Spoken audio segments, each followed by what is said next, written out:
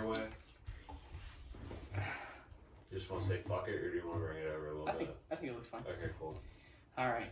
Welcome back to episode 2 of the Carrot and the Fro podcast. There we go. That was our third take. It took him 3 tries to get that. I keep forgetting. It's been a minute.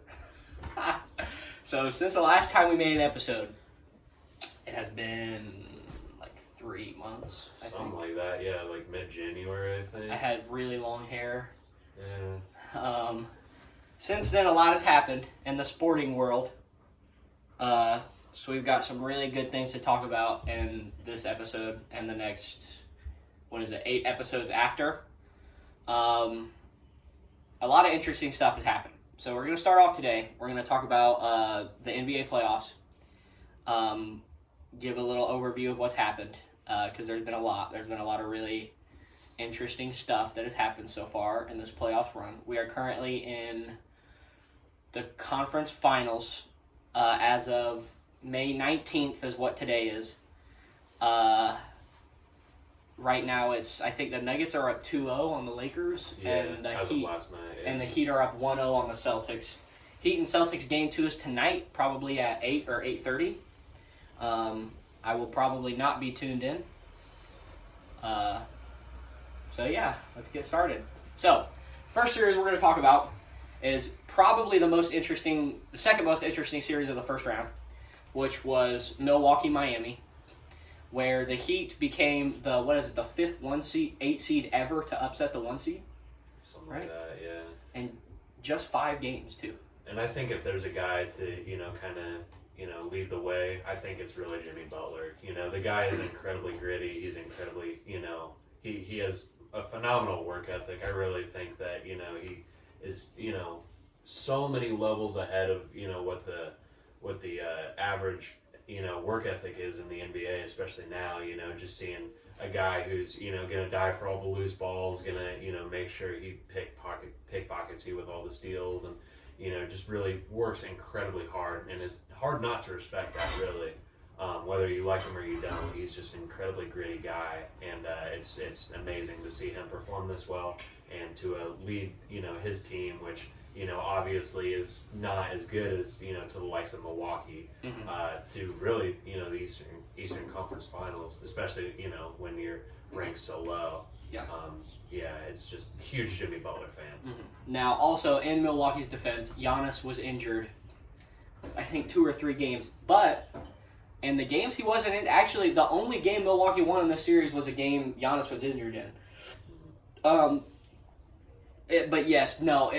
Huge props to Jimmy Butler. He just played incredibly. He was playing absolutely out of his mind. He's trying to prove that the bubble wasn't just a fluke, and those teams have proved that, actually. Right now, the conference finals are set between the Nuggets and the Lakers, and then the Celtics and Heat, which are the exact same matchups we had in 2020 during the bubble, the NBA bubble. So, there's just, 4 absolutely phenomenal teams going up against each other. And the Heat did this without Tyler Hero because he broke his hand in Game 1. So, Jimmy, who else do you have to really score on the Heat other than, you got like Jimmy Butler and, Max Strus can hit a 3. You've got Duncan Robinson, who's been really wishy-washy, especially in the first round. I think he had 1 16-point game and then wasn't too good until then. So, super wishy-washy from Duncan Robinson. Right. And they're paying him so much money to be that way, too. Exactly. I want to take a minute to kind of reflect on that 2020 NBA bubble playoff series, especially, when Denver was playing. There was, 2-3-1 deficits by Denver. Yeah. And, Jamal Murray absolutely went off, leading the way with them and helping them, achieve, getting to the Western Conference Finals. I think that was an unbelievable job. Kind of like a run, that we're watching with now with Jimmy Butler, I really think. And that really was a whole really interesting playoffs, having those guys, deal with the adversity of, going from, their homes, which are, all over the country, just narrowing it down to one city. And, it's just, how can you mentally deal with, not seeing your family for months on end, and just your entire life at that point is just basketball, basketball, basketball. Not that, you know, it wouldn't be regularly, but, you know, you're literally in a bubble, right? And, you know, you have to mentally, you know, deal with, you know, just being in this confined zone and only playing basketball and not seeing a lot of, you know, people that you normally see and not doing a lot of the things that you do. I think especially Jamal Murray being able to, you know, come back 2-3-1 leads, you know, in order to, you know, achieve making the Western Conference Finals. I think that was an incredibly, like, outstanding job by him.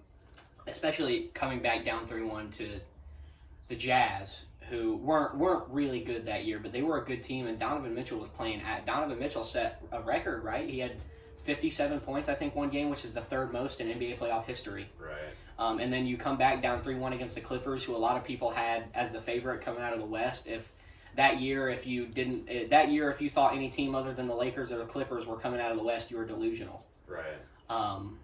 But then again, I mean, a lot of people thought Milwaukee was going to come out of the East, and they lost in the second round to. It was the Heat, yeah. It was the Heat. You're right. Yeah. Yes, you're right, because then the next year in 2021, Milwaukee swept the Heat, and that was supposed to be like a really big thing for them.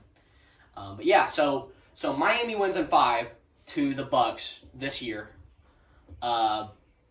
Jimmy Butler plays out of his mind. They do it without Tyler Hero. Giannis goes down with injury, and Chris Middleton has a very underwhelming series.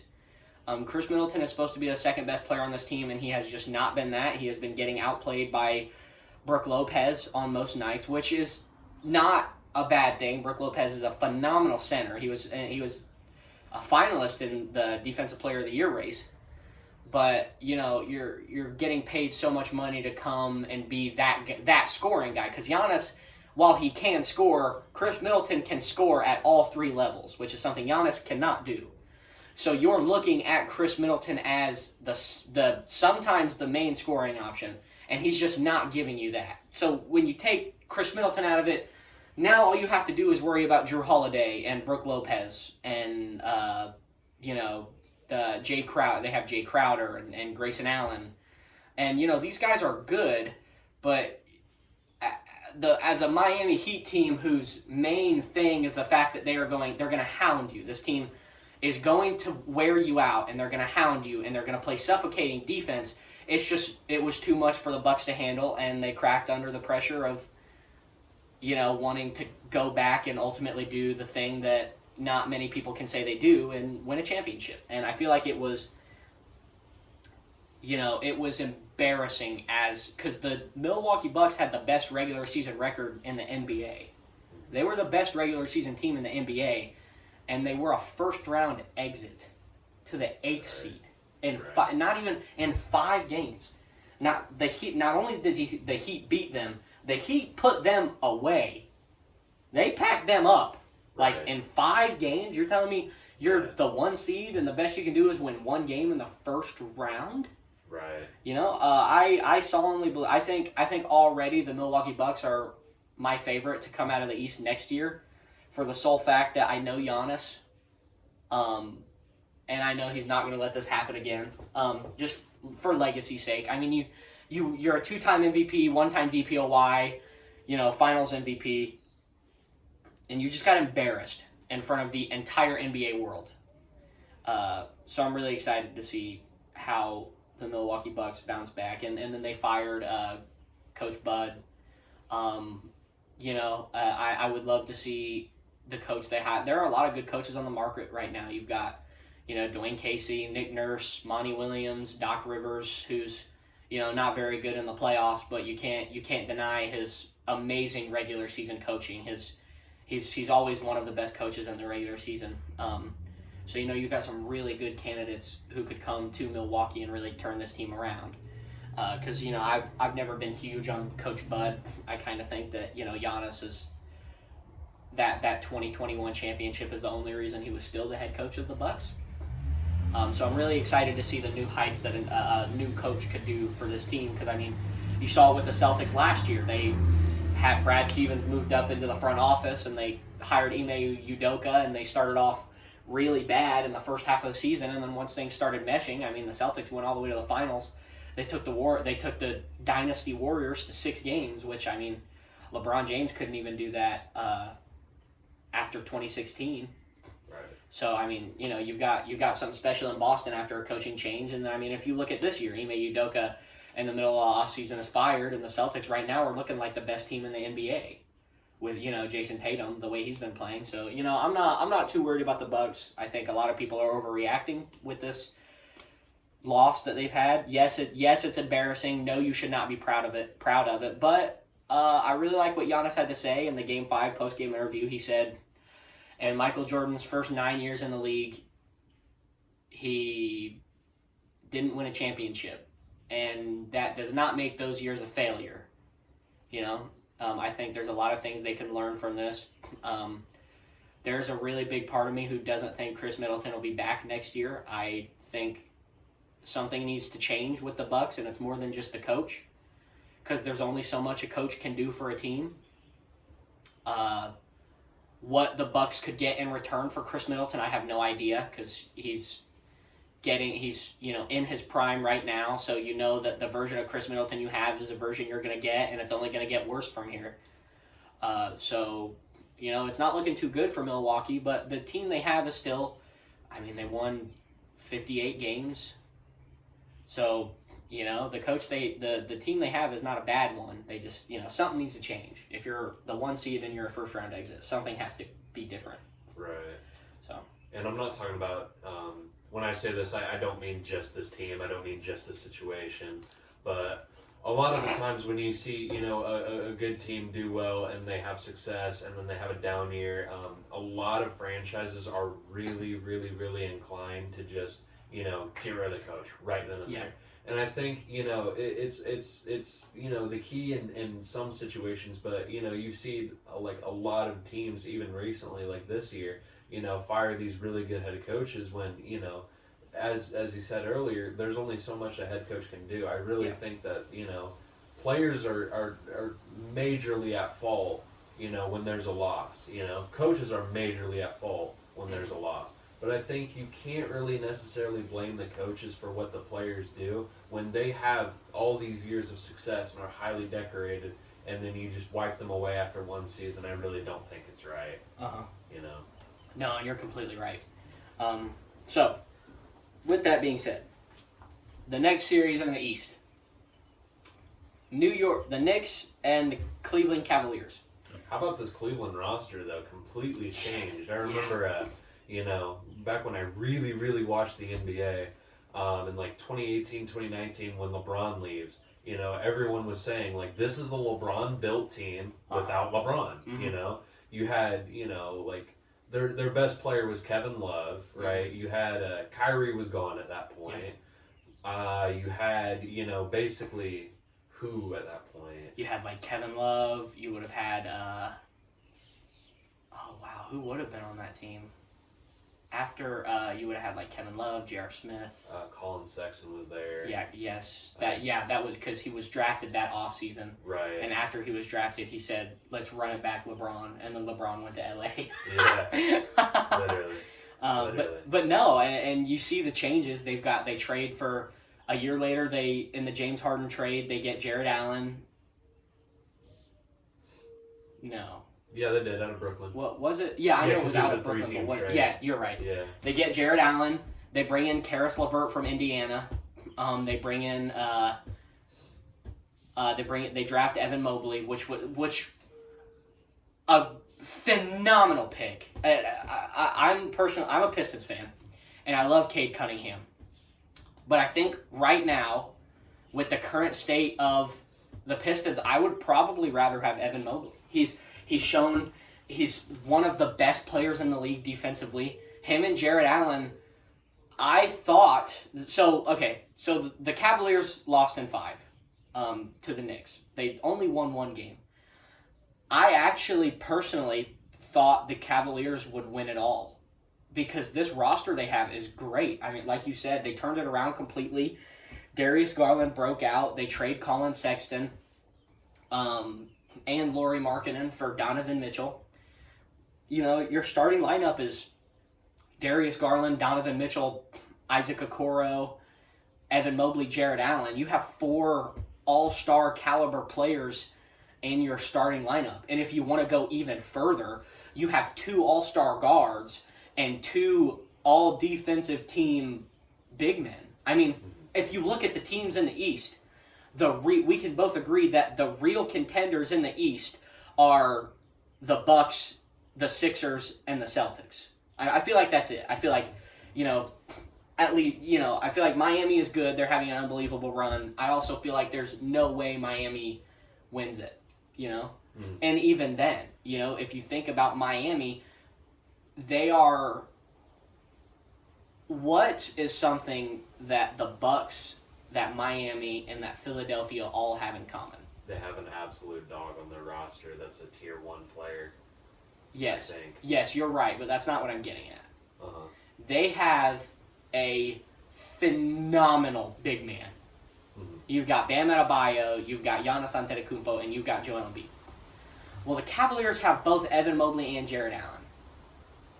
So when you think about the way that those teams match up, there is one team in the East that the Cavaliers don't match up against very well, and that's the Celtics.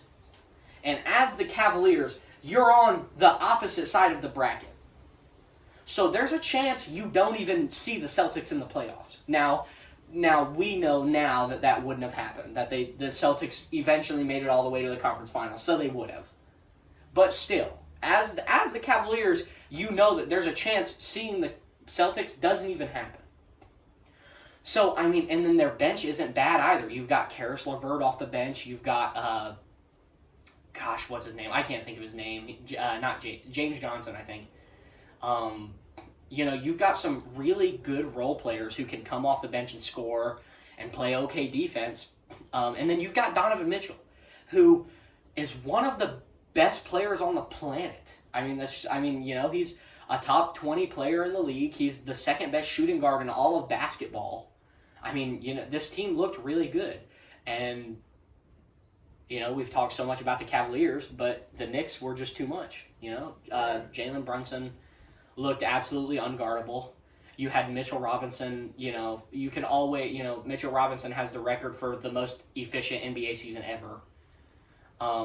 So, you can always count on Mitchell Robinson to have a good game. And you've got Julius Randle, who didn't play very good in the playoff, who hasn't played good in the playoffs, but, you still, he was all NBA third team. And then you've got some really good bench players, like you got Obi Toppin and you've got Emmanuel Quickly. It's just a really, really good team of guys, and they proved to be too much for the Cavaliers defense, which was really surprising to me because I thought the Cavaliers were they seemed like a really good team, but they lost in 5 to the Knicks. Right. I think at that point you just need an absolute dog. With no disrespect to Donovan Mitchell, but I really think you need an actual big tier 1 player. Yes. Because they have one of the most talented, well-rounded rosters in the NBA, no doubt. Yes. They're it's just you need absolute star power. You need somebody who's gonna just absolutely give any player in the league the work. Mm-hmm. And with no disrespect to Donovan Mitchell, I think that could be him. But I think you really need, in terms of tier 1 star power, I think you're missing a piece right there. Yeah. And the Knicks also have R.J. Barrett. I can't believe I didn't bring up R.J. Barrett, who was the second best player in the series for the Knicks. He outplaying All-NBA third team Julius Randle. Played phenomenal for them. But no, because if you look at the matchup, if you look at just the starting lineups alone, you've got Darius Garland matched up against Jalen Brunson. I think Darius Garland's a better player than Jalen Brunson is. I think Jalen Brunson is a better scorer. I think Darius Garland is an all-around better point guard. He's going to pass. Jalen Brunson is a shoot-first type of point guard, which is okay. But traditionally, Darius Garland is exactly what I want in my point guard. He could go out there and he's capable of giving you 30, but he's going to pass the ball. That's just something you get with Darius Garland. You've got Evan Mobley against Julius Randle, which I think Julius Randle offensively is better, but defensively Evan Mobley is probably the second best power forward in the NBA defensively, right behind, Giannis Antetokounmpo. And then you've got Jared Allen against Mitchell Robinson, which again, I think Jared Allen is a better center than Mitchell Robinson is. And then at the shooting guard position for the Knicks, you have Emmanuel Quickley, which, Donovan Mitchell is head and shoulders above Emmanuel Quickley. So, you have these Knicks who not only are the statistical underdog, but the literal underdog being the 5 seed under the Cavaliers 4 seed. And they just came out and they smothered them. They proved that they were the better team. I don't think the Cavaliers were ready this year. I think next year they might be able to make a little bit of a run if they bring back the same guys. Because this team is a good team, and you've got the progression from Evan Mobley. This was only his second year in the NBA, and his first year this team was a play-in team. They lost in the play-in game to the Brooklyn Nets. And then in his second year, they said, well, we're going to trade for Donovan Mitchell, and we want you to make this leap because we are going to contend. It was different last year because last year it was we just want to have a respectable roster, and they did.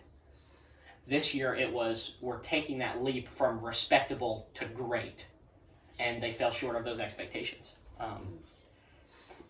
And so I think next season they might be able to make some noise.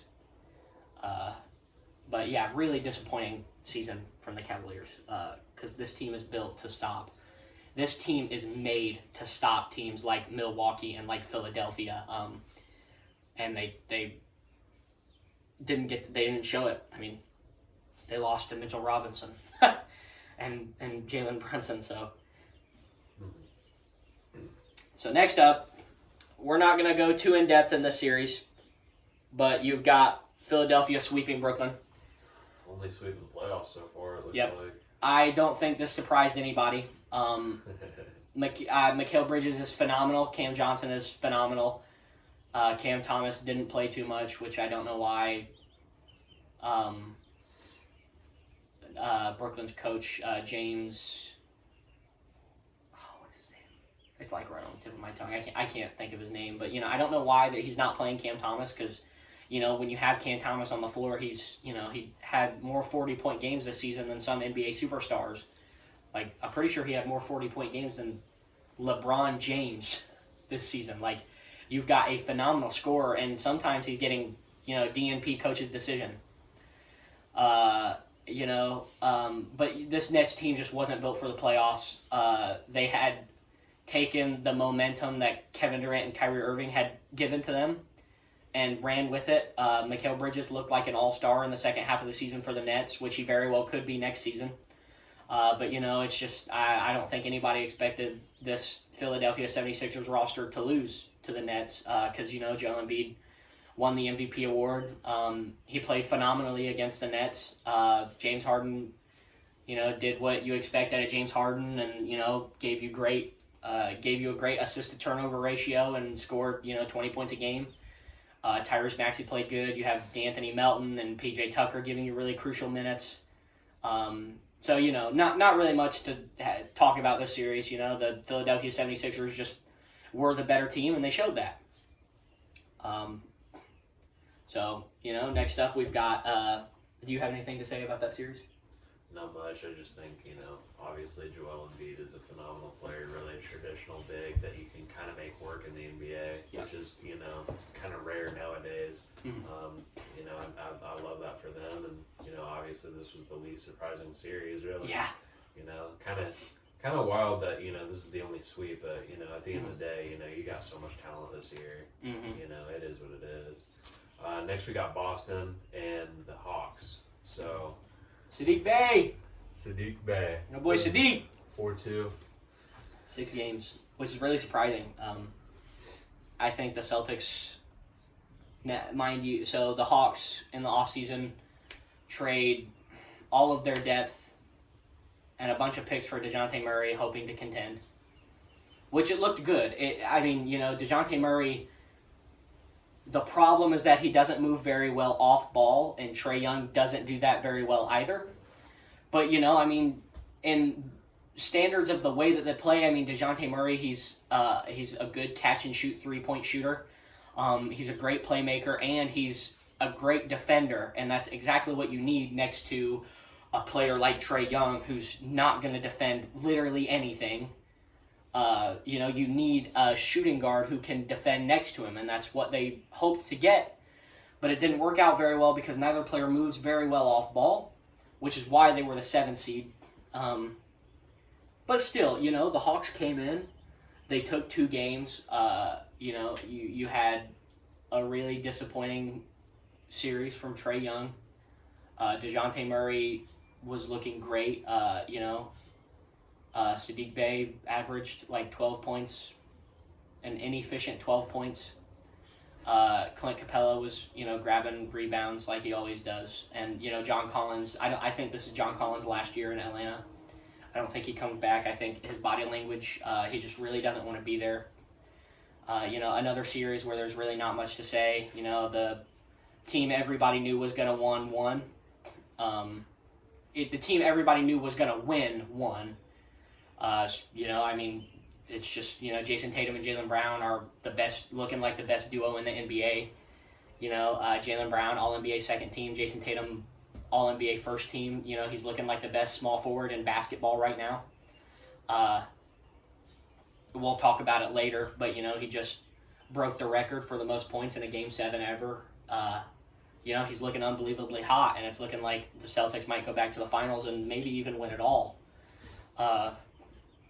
A great constructed team. You've got, Marcus Smart, you've got Jaylen Brown, you've got Jason Tatum, you've got Al Horford, and you've got Robert Williams, and then off the bench you've got players like Malcolm Brogdon and Derek White who are going to play good, suffocating defense, but will also, hit a wide open 3. You've got Grant Williams to come off the bench, who he hasn't played much in these playoffs, but if you need him to, he will, and that you'll get valuable minutes out of him. Just another series that's, not much to talk about, but, a mediocre team played mediocre, and the better team won. Anything to say further about this series? Not much. Obviously you said it best. The better team won. Obviously a lot more star power in Boston. A lot better of a roster in Boston. Coaching. You name it. Just Boston really, is rich in basketball. Mm-hmm. Better team won really. Yep. Moving on to the West now. We got Denver and Minnesota. With Denver taking it 4-1. Obviously not a surprise. I guess the most shocking thing would be that Minnesota, actually took a game against, the juggernaut that is Denver. Yeah, that. But yeah, obviously a lot of star power in Denver. A lot of good basketball being played in Denver. With them obviously being the best team in the West. Mm-hmm. You have another traditional big, which I'm a college basketball fan, so that's what I like seeing. And then this Minnesota roster, they've had a roller coaster the past, few years with, acquiring and then losing Jimmy Butler just like that. And, with how that whole situation went down and, getting Anthony Edwards out of Georgia, to come in and be that guy, Mm-hmm. Along with, Karl Anthony Towns and Rudy Gobert. Which is another thing I think we should talk about, the fact that they gave up 5 first-round picks for Rudy Gobert to be the 8th seed and lose in 5. That is a terrible trade. It was a horrible trade. Oh my gosh. I feel like that team would have been better off keeping their role players. Because that's really what Anthony Edwards came in. He played phenomenal. Absolutely. He played great basketball. But surprisingly, there was a lot of regression this year from Karl Anthony Towns. I feel like because, Karl Anthony Towns before Anthony Edwards came around was that guy in Minnesota. He was an all-star center. There were points where he was looking like the 3rd best center in the league behind Joel Embiid and Nikola Jokic. When you thought of a center, you thought of Joel Embiid, you thought of Nikola Jokic, and then after that it was Karl Anthony Towns. Right. Anthony Edwards came in and took shots away from him, and then because that's all you're really getting from Karl Anthony Towns. He's not playing amazing defense. He's not grabbing a lot of rebounds. He's not really doing much for you other than scoring the ball, which he does amazing. Right. But when you get another person, now thank God Anthony Edwards he's not an amazing defender, but he's good enough. He's okay. Thank God Anthony Edwards is an okay defender, because Anthony Edwards is also a phenomenal scorer, and at the shooting guard position shows really good flashes of quality playmaking too, which is great for them, because they passed up on a player like LaMelo Ball, who is an all-star right now.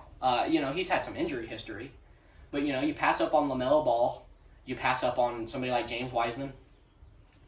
Nobody could have predicted how good Tyrese Halliburton has been, but you pass up on somebody like Tyrese Halliburton, and you get Anthony Edwards. And Anthony Edwards has been great for Minnesota. He's been exactly what they've needed. I think, I think this team just needs time to mesh better. Obviously Rudy Gobert isn't getting any younger, but, give this team a year to really mesh better.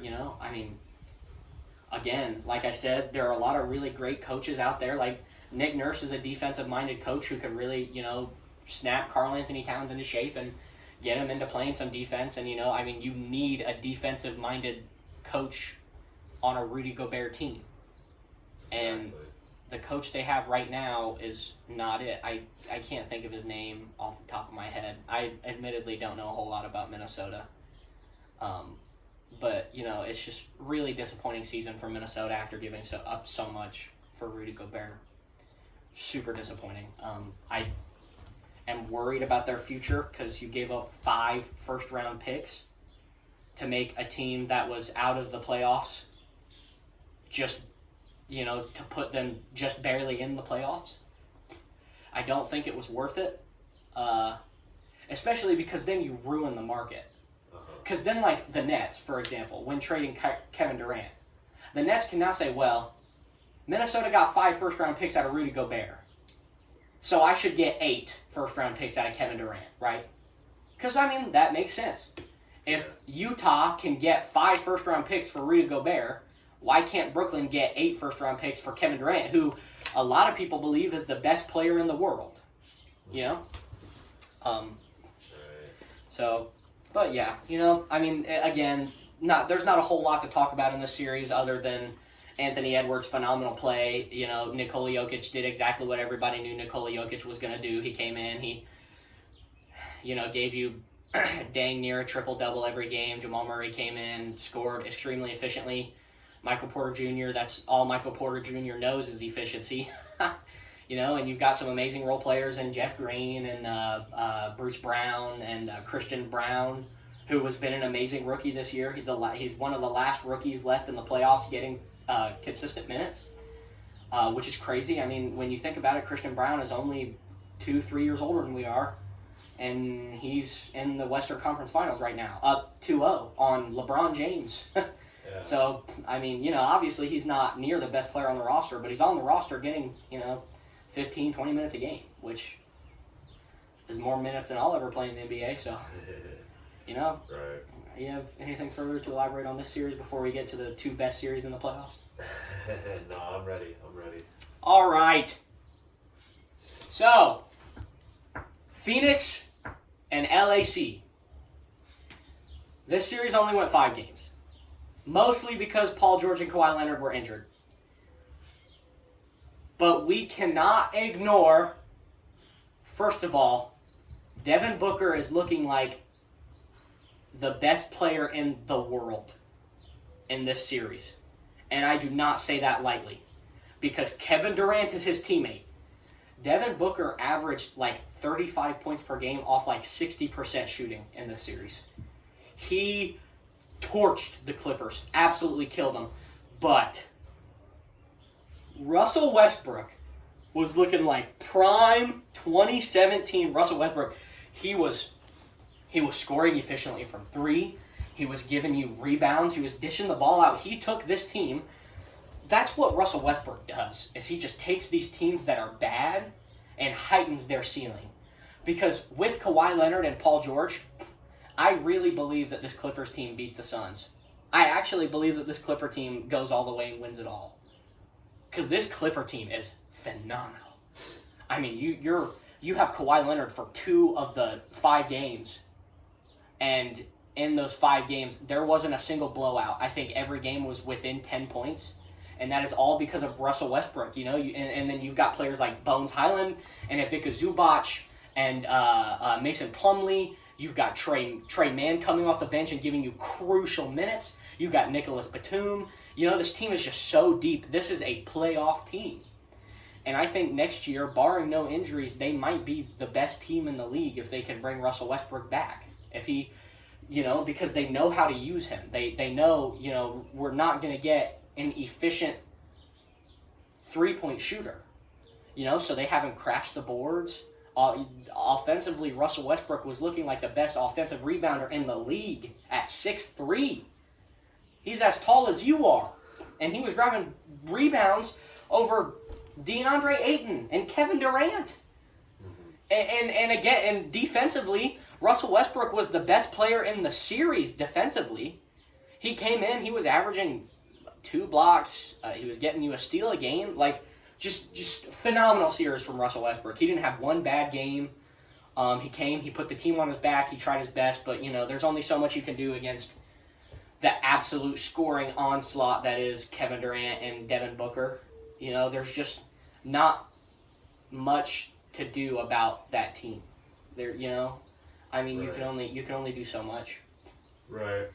And I think when you have a dog like Russell Westbrook, it just goes to show, how much effort really, has to do with, performing well. I think, a lot of these teams, nonetheless, they just rely on, their star power or, just all around, roster to really just perform well and, do the bare minimum in order to get past. But, when you got a guy like Russell Westbrook who's just an absolute dog, I mean, if he's clicking, if he's, making the passes that he needs to make, blocking the shots that he needs to, getting the ball stolen, regardless. I think, as long as, you don't have, an awful night when he's turning the ball over left and right, I really think that, this is a very, very, very, very, very crucial piece to LA, especially when you don't have Kawhi Leonard there every night, especially when you don't have Paul George there every night. This is a very crucial piece to this LA roster. Mm-hmm. Yeah. So, again, it's very short series, just 5 games. But, saw some really good flashes from Russell Westbrook. Devin Booker was looking like the best shooting guard in the NBA. Kevin Durant played, Kevin Durant did what Kevin Durant does. He came out, he gave you an efficient 25 points per game. On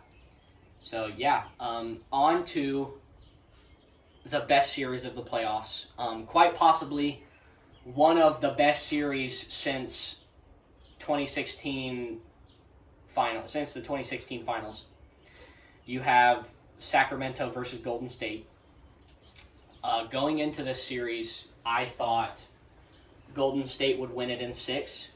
I was not a very big believer in Sacramento. Not because I thought they were bad, but you've got a lot of guys on this roster who do not have a lot of playoff history or have none at all. I mean, the Kings' second best player, Domantas Sabonis, had been in the playoffs 2, maybe 3 years. Yeah. Maybe 3. De'Aaron Fox has never seen playoff basketball before. Right.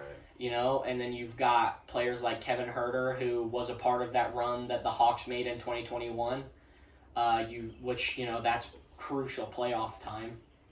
You've got players like, Davion Mitchell, who have never seen playoff basketball before, and this team came in and they surprised everybody. I mean, this is the exact same roster Golden State had last year when they won the NBA Finals, and this Kings team took them to 7 games. Right. The first time the Kings have been in the playoffs since before we were born. Right. Was it 03, something like yeah. that? Yeah, I'm pretty sure it was. So, props to them. This is one of those things where you can say, yes, I'm a first-round exit. But in a very, very good way. Yes, but this season was successful. Right. The Kings fans finally had something to look forward to. Right. De'Aaron Fox was looking like one of the best players in the NBA. He was coming in absolutely unguardable. Domantas Sabonis was doing exactly what Domantas Sabonis does. He was coming in, he was giving you, 17 points a game, 10 rebounds, 7 assists, showing you, that he's in his prime right now. Yeah, a lot of people were questioning the Kings trading Tyrese Halliburton, who was looking like a future, superstar for Domantas Sabonis, who had reached his prime, it looked like. And he came in and he proved everybody wrong. And it's looking like, I don't want to say the Kings won this trade because Tyrese Halliburton is looking like a top 6 point guard in the NBA. But the Kings also didn't lose this trade because you took a team who missed the playoffs last year with Tyrese Halliburton, and, they were the third best team in the West. And the West has LeBron James, and the West has Nikola Jokic, and the West has all of these great teams. Yeah.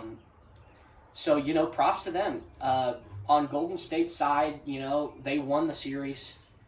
Steph Curry, did what Steph Curry does.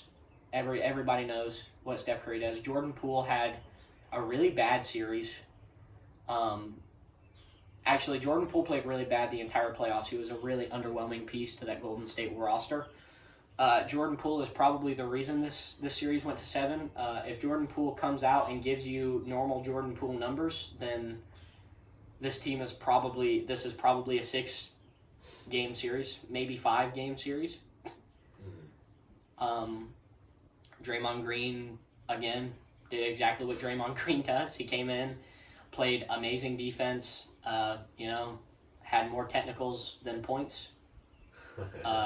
Andrew Wiggins came in. He was great.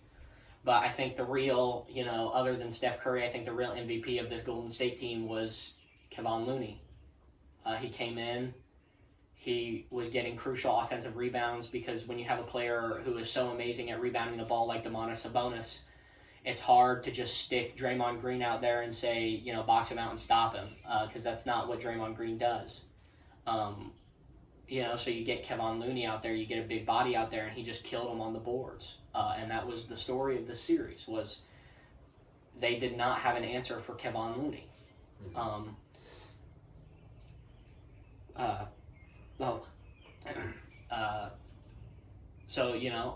I feel like it was a really good year for Sacramento. Props to them, some really good games from De'Aaron Fox. Malik Monk also went out and had like 30 points in game 1. He had like one of the best games of his career in game 1 of the series. Super crucial game. The Kings went up 2-0.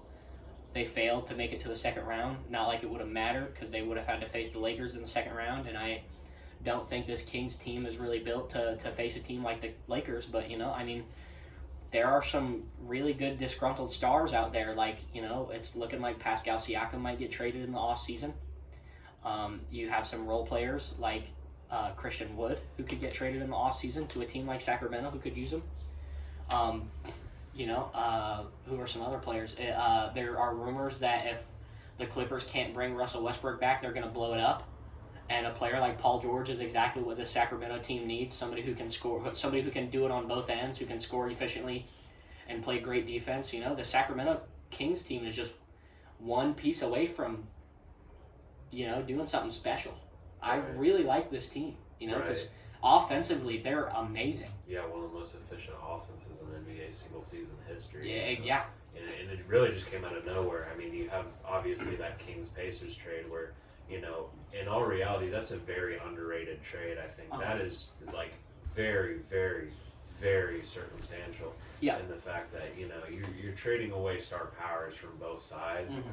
And, getting, crucial pieces that you really need, and Tyrese Halliburton and Buddy Hield and Domantas Sabonis. I mean, it was, and obviously being a Pacers fan, I absolutely love Domantas Sabonis. Sad to see him go, but I think he's a better fit in Sacramento, obviously, with, this 3-seed, this 3-seed finish. I think it might be one of the best trades in NBA history, just because it really worked out for both sides. I mean, the Pacers got exactly what they wanted. I mean, because the thing I love about the Pacers right now is that with Domantas Sabonis, they were in this kind of purgatory state where they were probably going to be like the 6th or 7th seed every year, and they were never going to get any better.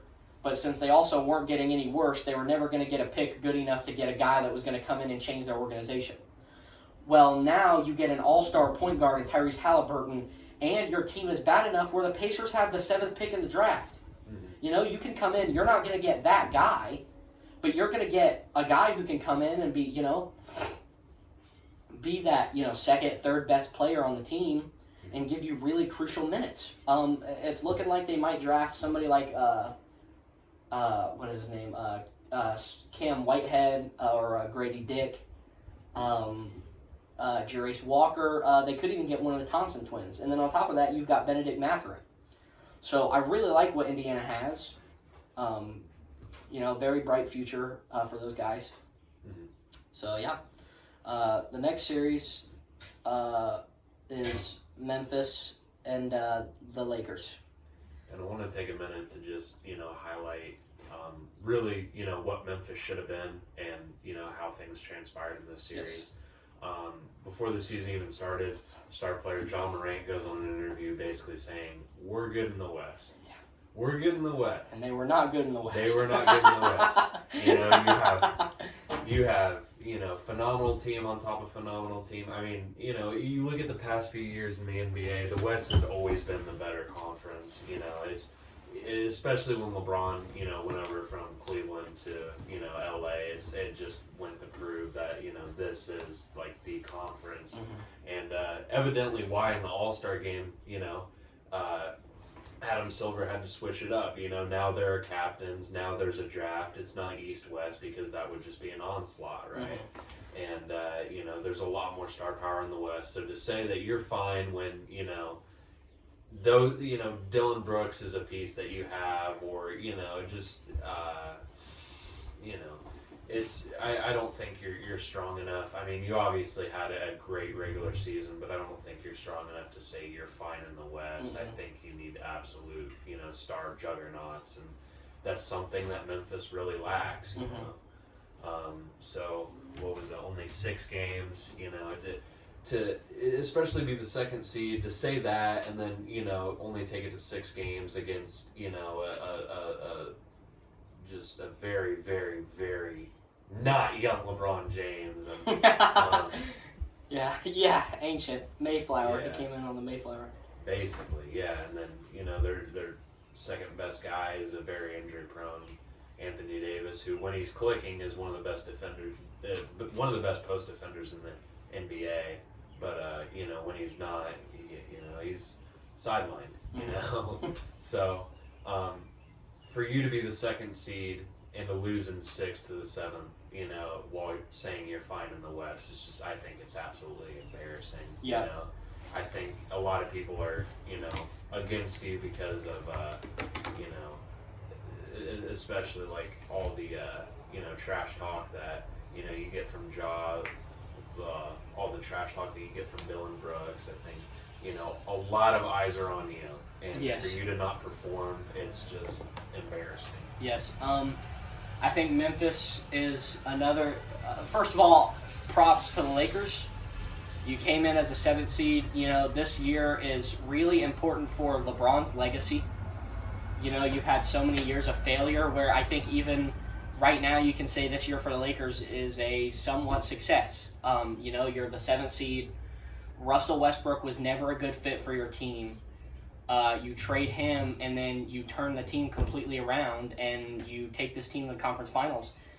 I don't think they'll beat the Nuggets, but, you know, I mean, next year this team could be really good. If Anthony Davis could just stay healthy, they could be one of the best teams in the NBA. So, you know, props to them. Props to Austin Reeves coming out and showing everybody he is not only an NBA-level talent, but a great I mean, he's barely even a role player at this point. He is the 3rd best player on the Lakers. You know, D'Angelo Russell came out. He had an amazing series. Yeah, I believe he had a 25-point game in this series specifically against Memphis. You know, just a great team. Now, going back to Memphis, I feel like Memphis is in another kind of Sacramento Kings state where in the regular season this team is going to be very good. But when it comes to the playoffs, they just don't have enough star power So I'm going to say the same thing I said for them about the Kings. You know, there are players like Paul George who might get traded and like Pascal Siakam who might get traded, or even you could pick up Bojan Bogdanovic from the Pistons, who is a great scorer and an okay defender. You could go out, you could get Bradley Beal from the Wizards or Kristaps Porzingis from the Wizards. You know, there are a lot of great players who, by the way, Kristaps Porzingis and Jaren Jackson Jr. would fit so well together.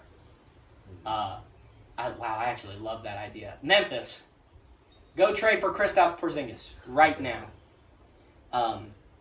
But, you know, I just, again, going back to what you said, I don't think anybody ever thought that this team was going to be okay in the West because they just don't. They're so young. Desmond Bain again had an okay series.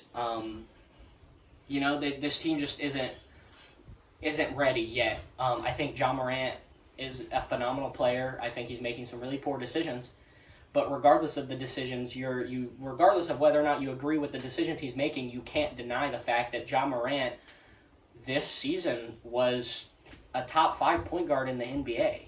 I mean, you know, he came out and he was phenomenal.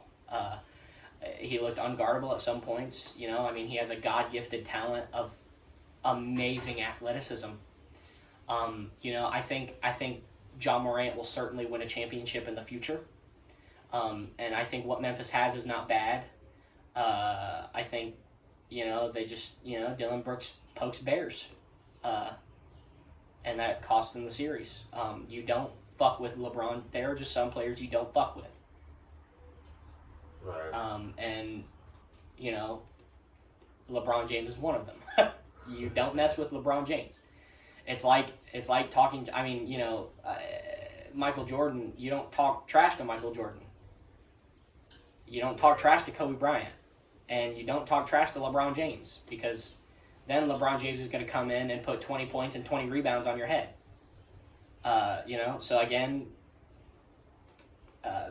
Anthony Davis had a phenomenal series, like you said. One of the best post defenders maybe the best post defender in the NBA. He's certainly the best post defender left in the playoffs. I'm excited to see how this Nuggets series goes. The Lakers are currently down 2-0, but as we've seen earlier in the playoffs, the Warriors were down 2-0 and came back and won the series. So I think the Lakers are certainly capable. I mean, you can never count out a team led by LeBron James. So yeah, I think I'm really happy with the way this season turned out. I'm a big LeBron fan. I don't think he's the GOAT. I think he is one of the greatest of all time. I think you're delusional to not have him at the 2 or 3 spot. But, you know, I'm still a really big fan, so I'm really excited to see where this playoffs goes for him. If he wins a 5th ring, that would be cool. If not, I hope it's Boston. So, yeah. So that concludes the first round. The second round, in the East, we have Miami, New York in 6 games. Miami takes it. You know, just I only got to saw Game 6 out of this series. You know, when Jalen Brunson just absolutely went off. You know, how many points did he have? Somewhere around 50. Yeah, absolutely. Had an absolutely insane game. Yeah, but it's just you know, Miami was able to hold on in Game 6 and take this one. Prove everybody wrong. Right. I mean, this is an 8 seed who, you know, is lucky to make it past the first round, you know. Let alone make it to the conference finals. Yeah, it's laughable if you think that they're getting past the second round, and I mean, it's just grit. It's just grit at that point. Jimmy Butler is proving to everybody that he is just a phenomenal player. I would love to see him win a championship. Maybe not this year, but, you know, because right now I don't believe Jimmy Butler is a Hall of Fame player, but I believe he deserves to be there. And he's getting to the age where, you know, I believe he's 32. He's just getting old, and he doesn't have much more time to get that Hall of Fame status. I think winning a championship would definitely guarantee him in the Hall of Fame, because this Jimmy Butler is just a phenomenal player. I mean, the want, I know it's a joke, but he has literally got that dog in him. Like you take this player who is great in the regular season, and then when the playoffs comes around, he looks like I mean, there are some games where he just looks like the best player on the planet. Like, he first of all, he's an amazing perimeter defender. So you are getting both, you're getting consistency on both sides of the ball from him. And that was just too much for New York to handle. They couldn't handle the Randall. So it was over. I personally believe New York would win this series. I thought Jalen Brunson was just too much for the Knicks, especially not having Tyler Hero, and they proved everybody wrong again. I haven't counted the Heat out yet. I want the Celtics to win, but the Heat just won Game 1 2 days ago. They took Game 1, so they have proven that they are capable. Just like we were saying, don't count out a LeBron James-led team. Jimmy Butler has proved that you can't count out a Jimmy Butler-led team in the playoffs now. Because, all you have to do is make it. Mm-hmm. He proved it by beating the Bucks in 5 games. Right. This Miami Heat team is special, man. Especially because Tyler Hero is supposed to come back sometime soon. I think if Tyler Hero comes back, I think the Heat have a real chance to win it all. And if they do, it might be the best ring ever won, other than that 2016 comeback down 3-1. This might be the second most impressive ring ever. Or the 2011 Mavs ring. That's true. That is true. Dirk versus everybody else. Uh-huh. But even just being compared to those 2 championships is just like phenomenal. Exactly. Yeah. And if you look at the road he's had to get here, Milwaukee, they were the best team in the regular season. New York, they're nothing extremely special, but they beat the Cavaliers, who a lot of people thought could win it all. And then now they have to win the NBA Finals, they have to beat the Celtics. And then they have to go and beat either the Nuggets or the Lakers. So, this Heat team is special, man. They're special. And I'm not saying they couldn't win it. They personally wouldn't be my pick, but they are capable. Nobody thought they'd beat the Bucks in the first round, and they did. So you just can't count out a Jimmy Butler-led team. You can't. So, moving on from that series, we have Philadelphia and Boston. Boston taking it in 7. Another absolute phenomenal series. I'm going to spend most of my time talking about this series, talking about Joel Embiid. I am a firm believer that the MVP award he won this season, it was deserved. It was not as deserved as a Nikola Jokic MVP award would have been. Especially, to get beat in the second round by the Celtics, a great Celtics team, don't get me wrong. Jason Tatum, again, looking like the best small forward in the world. Jaylen Brown is the best second option in the NBA. There's not a duo like the Celtics, but just, to have this MVP player come out in a Game 7 and give you, I think he had 9 points. He had 9 points or 15 points in a Game 7, and you're the MVP, dude. Right. They got blown out by 30. Jason Tatum set a record for the most points in a Game 7. Right. You can't, there is one MVP in NBA history who has never made it to the conference finals, and that's Joel Embiid. Right. And he's got time to do it, but he's losing time. Uh-huh. Dude, you have James Harden, who also didn't have a good game. I believe James Harden also had under 10 points. He had 6 turnovers, 7 assists. You just, as the Philadelphia, and then they fired Doc Rivers as if it's his fault. How do you coach that? Right. You're the MVP. Your MVP had 15 points, and your second option had 9. Right. PJ Tucker outscored James Harden. How do you coach that? You can't. You literally can't. Right. You can't sit Joel Embiid because he's the MVP. Right. So, I personally don't think that this is on Doc Rivers. I think he did everything he can. Now, you can't discredit all the other 3-1 and 3-2 leads that Doc Rivers as a coach has choked. But this one is not his fault. I do not believe that Philadelphia should have fired him. But hey, I mean, maybe the chance of hiring somebody like, again, Dwayne Casey, Nick Nurse, Monty Williams is, even Coach Budenholzer is enticing to the Daryl Morey and the 76ers organization. So I don't know. We'll have to see how that goes. Right. And I think giving the MVP to Joel Embiid, I think, obviously in the regular season that seemed to be the move. I think, I kind of, staying with Draymond Green on his viewpoint, he said in his podcast he'd give a third MVP to Nikola Jokic, and it becomes, Nikola Jokic belongs in the GOAT conversation after 3 MVPs, and I think he really doesn't belong there just because of, his lack of postseason accolades, his lack of overall career totals. I think, he's just obviously... his prime hasn't, been that long, right? He hasn't been producing to the likes of what he's been doing, for a very long time. But at the same time, I really don't think that you could include Nikola Jokic in a GOAT conversation. And then I think he, somewhat belongs there when he has 3 MVPs. I don't think that's right. So, nonetheless, I think Nikola Jokic, losing in that voting to Joel Embiid, I think that was the best thing for the what word am I looking for just upholding the award and upholding the legacy of those who have actually won that award.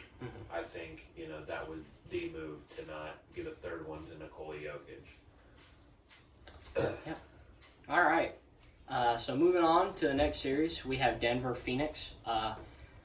In my opinion, I think Denver shocked the world. When you have a team like Phoenix with, 2 bona fide superstars, Devin Booker is having the best postseason of his life. Kevin Durant is playing exactly how Kevin Durant plays. He's giving you an efficient, 27 points per game. You've got Chris Paul, who I believe was injured for one of the games, but, Chris Paul is one of the best floor generals in the league. But again, I just think, this team just doesn't have the depth. And DeAndre Ayton just very clearly does not want to be in Phoenix. In the offseason, he signed a contract with the Pacers, and since he was restricted, the Suns matched it. So he very clearly does not want to be in Phoenix. I believe that the Suns trade him in the offseason. I don't know what a DeAndre Ayton trade looks like. You could package both DeAndre Ayton and Chris Paul and try to get another superstar. I don't know how that works out for Phoenix, but it's an option because you traded for Kevin Durant and you lost in 6 in the second round. Again, to Nikola Jokic and Jamal Murray, who played phenomenal this series, but still, you have Kevin Durant and Devin Booker. Monty Williams was the coach of the year just 2 years ago. He's a phenomenal coach who got fired once they lost this series. I don't really think it's his fault. I mean, your team's 6th best player is like Landry Shamet, which is not good. Your 5th best player is Torrey Craig. So this team is just not very deep. And that's their problem, is that you don't have much other than Chris Paul, Devin Booker, DeAndre Ayton, and Kevin Durant. And one of those 4 players doesn't even want to be there. So it's hard to win a championship like that. It is really hard. So props to the Nuggets. You went out and you beat a phenomenal team led by 2 phenomenal players. Kevin Durant being one of the best players to ever do it. Devin Booker being, the best shooting guard in the NBA. It's just really disappointing to see Kevin Durant leave Brooklyn for this. Yeah. Especially because when Kevin Durant left Brooklyn, they were looking phenomenal. They were like the 2 or 3 seed, and they were playing great. Him and Kyrie Irving, the team was finally starting to mesh. Nick Claxton was looking like a Defensive Player of the Year candidate. And he I believe he was a finalist this year. So to leave that to come to Phoenix where you lose in 6, is just not a good look on your organization. It's just not. So where they go from here, I don't know. We'll have to see how it goes in the off season. But yeah, do you have anything to elaborate on? Not much. I just think, the the roster that Denver's got, it's just hard to compete when you only have 4 players really, and then that's it. Basketball, especially now. I mean, it's more of a one-man game. We've seen with LeBron and his runs on with his roster. You can suffice on one generational talent, in which Phoenix obviously does have. Mm-hmm. But at the same time, I mean, you've also looked at other LeBron-led teams, or you look at these really good postseason teams.